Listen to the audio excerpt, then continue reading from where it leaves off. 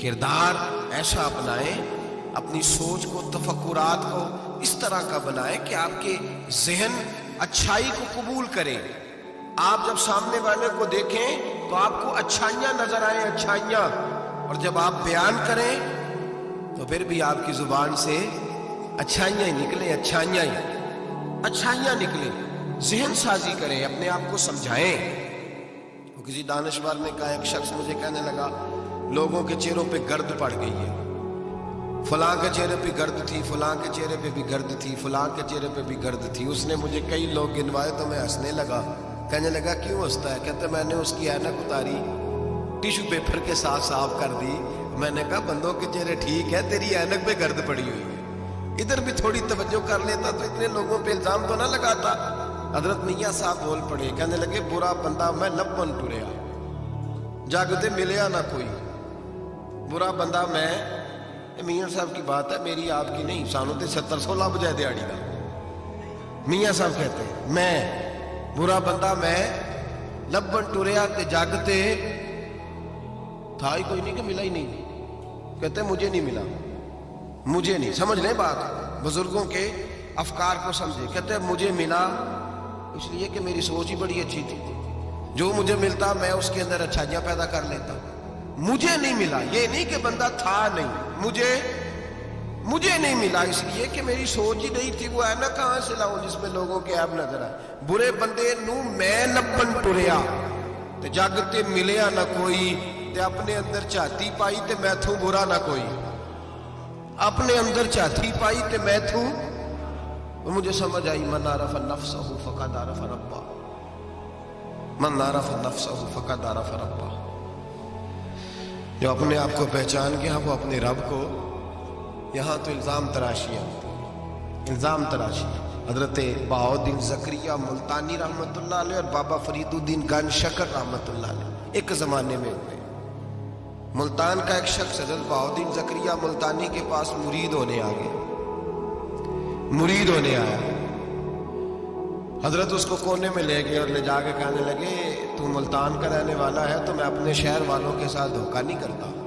یہ جو میرے پاس لوگ مرید ہونے آئے ہیں، یہ کوئی کہیں سے آیا ہے، کوئی کہیں سے آیا، تو میرے شہر کا ہے، میں کوئی پیر شیر نہیں، میں دکاندار ہوں، جیبیں ٹٹولتا ہوں لوگوں کی، میں دھوکہ دیتا ہوں، تجھے بچانا چاہتا ہوں، تو اس طرح کر کہیں اور چلا جا۔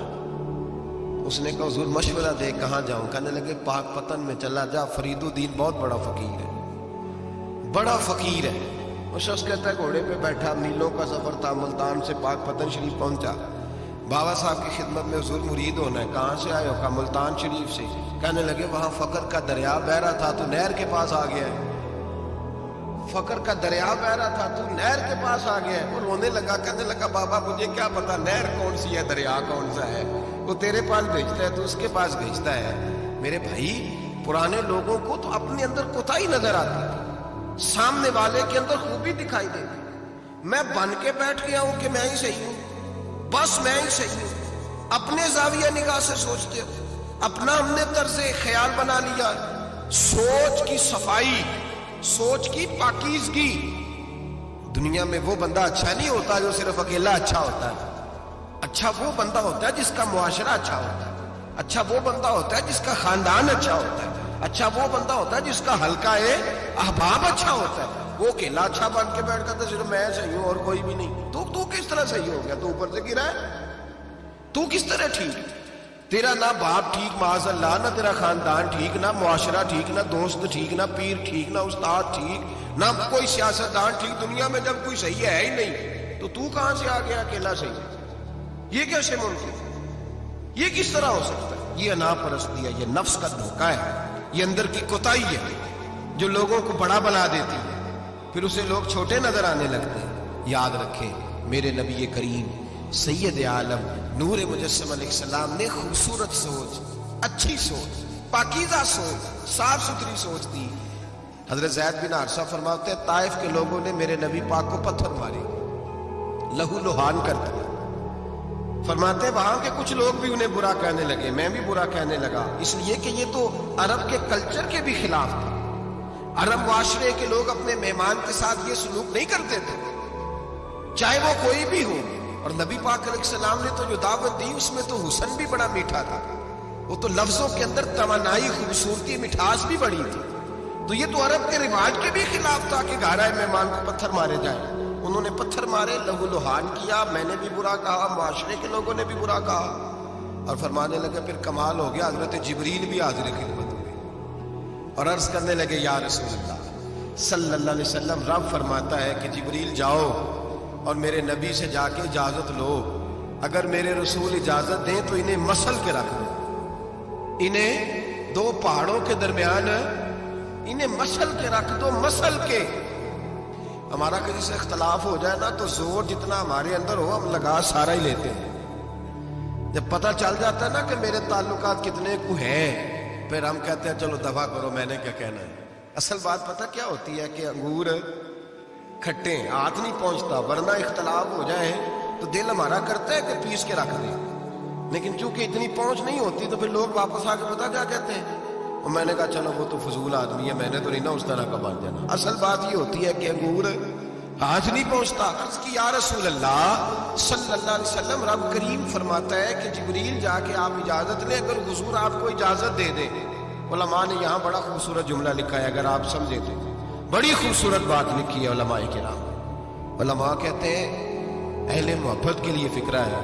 علماء کہتے ہیں جو رب کافر کو سزا دینے کے لیے بھی رسول اللہ سے پوچھتا ہے، کافر کو سزا دینے کے لیے بھی کہتا ہے محبوب اگر تو کہے تو سزا دے دوں. کافر کو سزا دینے کے لیے پوچھتا ہے، ہم تو رسول اللہ کے کلمہ پڑھنے والے ہیں. اور جو نبی کافر کے بارے میں کہتے ہیں یا اللہ نہیں انہیں نہیں کہنا، تو محبوب اپنے غلاموں کے بارے میں یہی کہیں گے اللہ کوئی نہیں، بھول گئے تھے، معاف فرما دے، معاف کر دے. یہ باریک نکتہ یہاں علماء نے بیان کیا، اس کو سمجھا کر.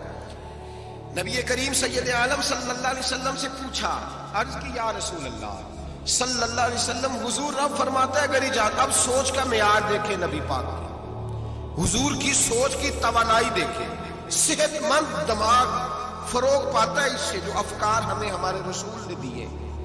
بیمار ذہن لوگ یہاں تک نہیں پہنچ سکتے جن کو سارا زمانہ ہی برا لگتا ہے، فلانا بھی غلط، فلانا بھی غلط، فلانا بھی، تو جناب صحیح کون ہے؟ کہتا میں اکیلا ہی صحیح ہوں.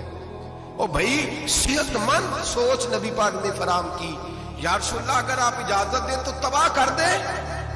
لیکن حضور کی امید دیکھیں، زاویہ نگاہ دیکھیں، سوچ کا معیار دیکھیں. میرے رسول نے فرمایا نہیں، انہیں تباہ نہیں کرنا. حضور کیوں؟